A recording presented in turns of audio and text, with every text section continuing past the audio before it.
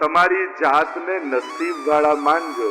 જો ઉતાવળે તમે ઓફિસ જતા હો અને પાછળથી જો એવો અવાજ આવે ને, સાંભળો ને, આજે એકાદશી છે, દંડવત કરીને જાઓ ને, જો આવો અવાજ ઘરમાં સંભળાય ને તો તમારી જાતને નસીબવાળા માનજો કે તમારા ઘરમાં કોઈ એક એવું પાત્ર છે કે સંસારની વ્યસ્તતામાં પણ તમને જે ભગવાન યાદ અપાવે છે. આ તમારું સૌભાગ્ય છે.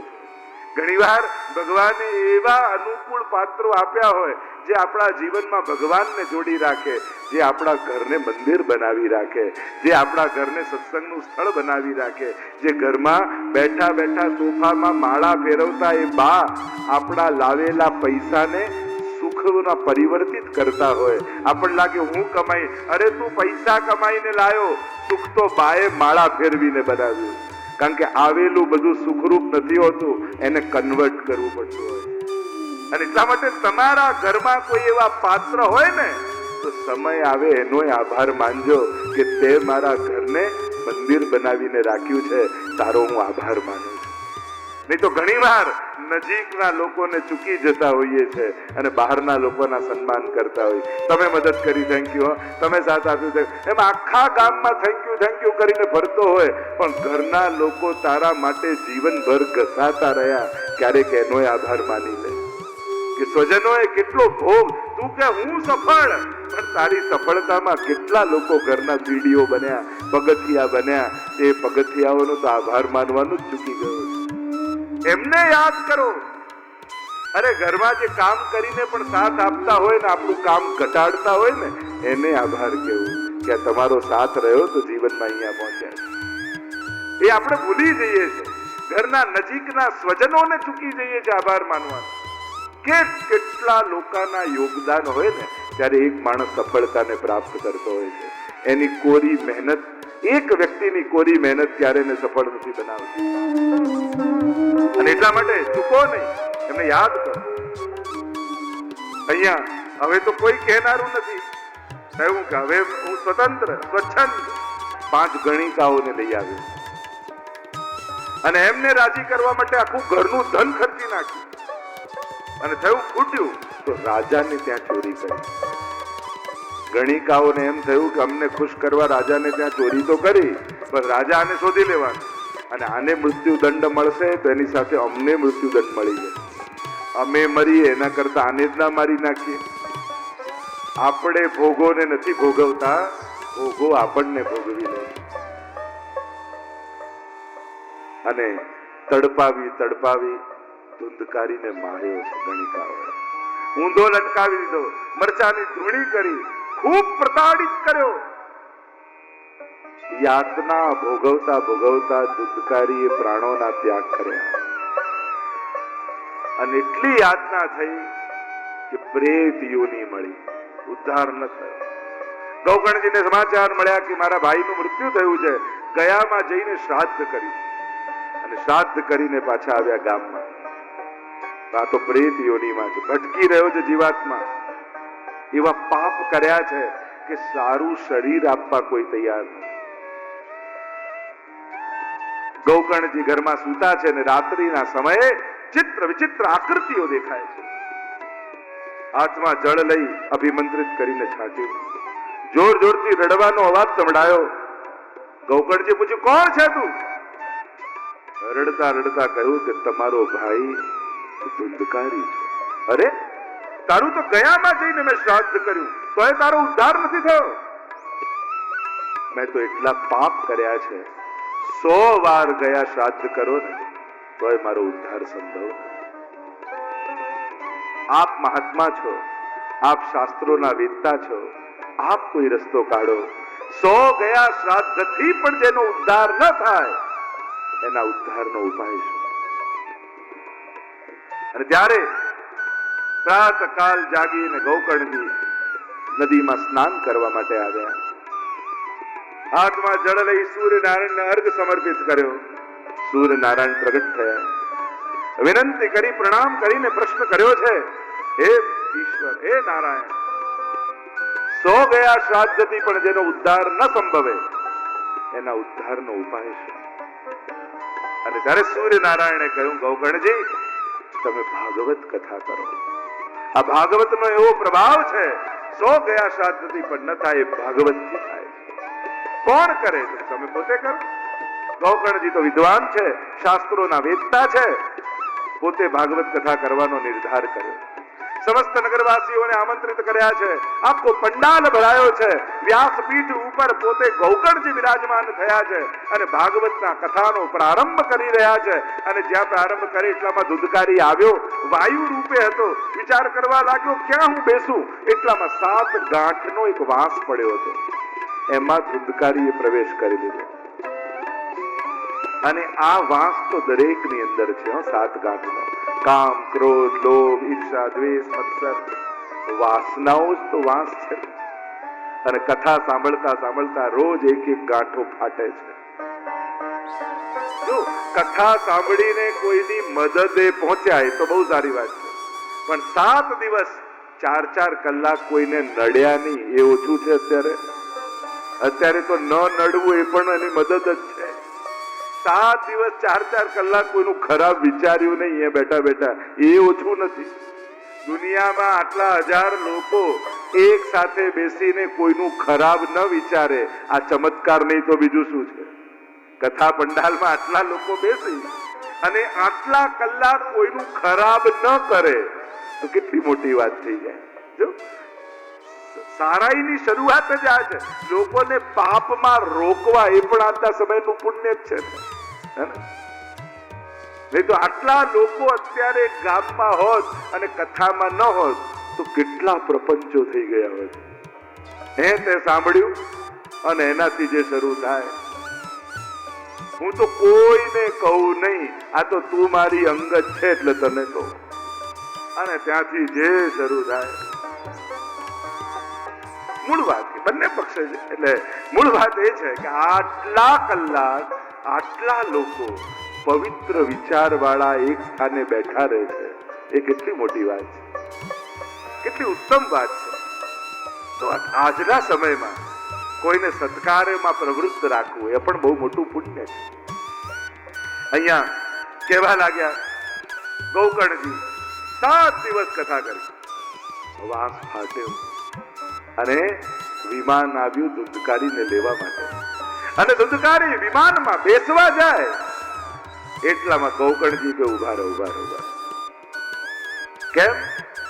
કથા તો બધાએ સાંભળી છે, પછી વિમાન ખાલી ધુંધકારી માટે કેમ? ત્યારે પાર્ષદોએ કહ્યું, શ્રવણસ્ય વિભેદેન ફલભેદો અત્ર સંસ્થિતઃ. શ્રવણના ભેદથી ફલમાં ભેદ થયો છે. સાંભળી તો બધાએ છે, પણ જે રીતે ધુંધકારીએ સાંભળી એ રીતે કોઈએ નથી સાંભળી. એણે શું કર્યું? એણે શ્રવણ, મનન અને નિધિધ્યાસન કર્યું છે. જો કથા સાંભળો ને ત્યારે 2 રીતે સંભળાય, કાનથી સંભળાય ને ધ્યાનથી સંભળાય. ઘણા કાનથી સાંભળે, કાનમાં રહે, કાનને સ્પર્શે શબ્દો, અને ઘણા ધ્યાનથી સાંભળે ને તે અંતઃકરણ સુધી જાય. એક વ્યક્તિ નારિયેળ પર 7 દિવસથી ચડેલો હતો. તો કોઈ કહ્યું કે નીચે તો ઉતર. તો ડોક્ટરે ના પાડી છે. કેમ? ડોક્ટરે કીધું ટાઇફોઇડ થયો છે, 7 દિવસ નારિયેળ પર રહેજો. તો કે આ રીતે પીવાનું છે. એક ડોક્ટરે બા બીમાર હતા એટલે કહ્યું કે ડોક્ટરે કહ્યું કે દવા હલાવી બાને પીવડાવી દે. અને 4 દીકરા આવ્યા, એ 4 એક એક હાથ પકડ્યો, બાને હલાયા અને જ્યાં દવા પીવડાવી છૂટી ગયા બા. તો કે આવું કેમ? કે ડોક્ટરે કીધું કે હલાવીને બાને પીવડાવી દેજો. તો કે બાને હલાવીને નહીં, દવાને હલાવીને. લોકોનું તો એ જ છે. ત્યાં કાનથી સાંભળે, ધ્યાનથી શ્રવણસ્ય વિભેદેન ફલભેદો અત્ર સંસ્થિતઃ. શ્રવણના ભેદથી ફલભેદ. શ્રવણ કરવાનું, પછી મનન કરવાનું. ઘરે જાઓ ને પછી રાતના સમયે ઘરના સ્વજનો ભેગા, જો આજે કથામાં શું આવ્યું, હવે આ આપણે આપણા જીવનમાં એનું વાત, જો આ વાત બહુ સુંદર હતી, આ વાત તે સાંભળી, પેલા કહ્યું આ વાત મને બહુ ગમી, મનન કરો અને પછી નિધિધ્યાસન એટલે એને પ્રેક્ટિસ કરો. હવે આ વાત સાંભળીને હવે હું મારા જીવનમાં બદલાવ લાવી છું. જો જે કહ્યું ને કાલથી એક માળા કરવાની, ચાલો લાવો એક માળા મને આપો, કાલથી હું અષ્ટાક્ષરની માળા કરીશ. જે કહ્યું ને એક યમનાષ્ટકનો પાઠ કરવાનો, ભાગવતમાં સાંભળ્યું, કદાચ ઠાકોરજી જ ઈચ્છે છે કે હું યમનાષ્ટકના પાઠ કરું, એટલે તો કથામાં આવ્યું. લાવ આજથી હવે યમનાષ્ટકના, આને કહેવાય નિધિધ્યાસન. જે સાંભળ્યું એને આચરણમાં ઉતારવા. અને જ્યારે આ રીતે શ્રવણ કરો ત્યારે સાંભળેલું ક્યારે નકામું નથી જતું, એના ફલ મળે છે. એટલે જ યથો અધડમ ચ હતમ જ્ઞાનમ પ્રમાદેન હતમ સુતમ સંદિગ્ધો હિ હતો મંત્ર વ્યગ્રચિતો હતો જપઃ. જ્યારે જ્ઞાનને દ્રઢ ન કરો તો જ્ઞાનનો નાશ થાય, વ્યગ્રચિત્તી કરેલા જપનો નાશ થાય, શંકા કરેલા મંત્રનો નાશ થાય. એમ જ્યાં સુધી હૃદયથી ન સાંભળ્યું ત્યાં સુધી શ્રવણનો પણ નાશ થાય. પ્રમાદેન હતમ સુતમ, પ્રમાદથી કરેલા શ્રવણનો નાશ થાય. એટલે બહુ ધ્યાનથી સાંભળો. કહ્યું કે ફરી કથા કરી. ગૌકર્ણજીએ પુણ્ય કથા કરી ભાગવતજી, અને હવે સમસ્ત નગરવાસીઓએ શ્રવણ મનન અને નિધિધ્યાસન કર્યા. એટલામાં હવે તો ભગવાન વિમાન લઈને પોતે પધાર્યા, અને વિમાન લઈને પ્રભુ પધાર્યા. સમસ્ત નગરવાસીઓનો ઉદ્ધાર થયો ગૌકર્ણજીની કથાથી. જો કરી હતી એક જણા માટે, ઉદ્ધાર થયો બધાનો. કથાનું એવું જ છે, બેસાડે કોઈ એક જણા પણ ઠાકોરજીની કૃપા થાય બધા ઉપર. કારણ કે ભગવાન જ્યારે કૃપા કરવા આવે છે ત્યારે કોઈ એક ઉપર પક્ષપાત કરીને કૃપા નથી કરતા. એ તો આવે તો બધા ઉપર વરસીને ઠાકોરજી જતા આવે. એટલે કથાનું મહાત્મ્ય. ક્યારે પણ કથા માટે એમને વિચારવું કે આમણે બેસાડી હું સાંભળીશ તો મને શું મળવાનું. અરે ના, બેસાડી તો કોઈએ પણ જેના પર ઠાકોરજીએ કૃપા કરી એને મનોરથી થવાનો અવસર ઠાકોરજી આપે, એ તો સૌભાગ્યની વાત છે જ. પણ સાંભળે છે ને તો એના પર ઠાકોરજી કૃપામાં ક્યારે ભેદ કરતા નથી, એ બધા ઉપર સમાન કૃપા કરે. આવો કથાનો પ્રભાવ છે. આગળ કહ્યું કે કથા ક્યારે સફળ થાય તો વિશ્વાસો ગુરુ વાક્યેષુ સ્વસ્મિન દીનત્વ ભાવના મનોદોષ જયશ્ચૈવ કથાયામ નિશ્ચલામતિ નિશ્ચલમતિ. છઠ્ઠા અધ્યાયમાં કથા શ્રવણની વિધિ બતાવી. ક્યાં સાંભળવી કથા, ક્યાં બેસાડવી, કોની પાસે સાંભળવી, બધા લક્ષણો બતાવ્યા. વિશાલા વસુધા યત્ર કર્તવ્યમ તત કથા સ્થલમ. જ્યાં વિશાળ જગ્યા હોય, આનંદથી જે કથા સાંભળી શકે એવી જગ્યાએ કથા બેસાડવી કે જ્યાં બધા માટે જગ્યા હોય. કથા હોય ત્યારે બધાને આમંત્રિત કરવા. જેટલા વધારે લોકો સાંભળી જાય એટલું પુણ્ય કથાનું વધારે. જેમ તમે કોઈ અન્ન ક્ષેત્ર ખોલો અને જેટલા લોકો વધારે જમી જાય એટલું પુણ્ય વધારે. એમ જ કથા બેસાડો અને જેટલા લોકો વધારે સાંભળી જાય એટલું પુણ્ય વધારે. કોના મુખે સાંભળવી એના પણ લક્ષણ બતાવ્યા, ક્યાં બેસાડવી એના લક્ષણ બતાવ્યા. વિરક્તો વૈષ્ણવો વિપ્રો વેદ શાસ્ત્ર વિશુદ્ધિકૃત દ્રષ્ટાંત કુશલો ધીરો વક્તા કાર્યો નિસ્પૃહ. કોના મુખે સાંભળવી? જે વિરક્ત હોય, બહુ સંસારમાં જે આસક્ત ન હોય. વિરક્તો વૈષ્ણવો, પોતે વૈષ્ણવ હોવો જોઈએ, ઠાકોરજીનો ભક્ત હોવો જોઈએ.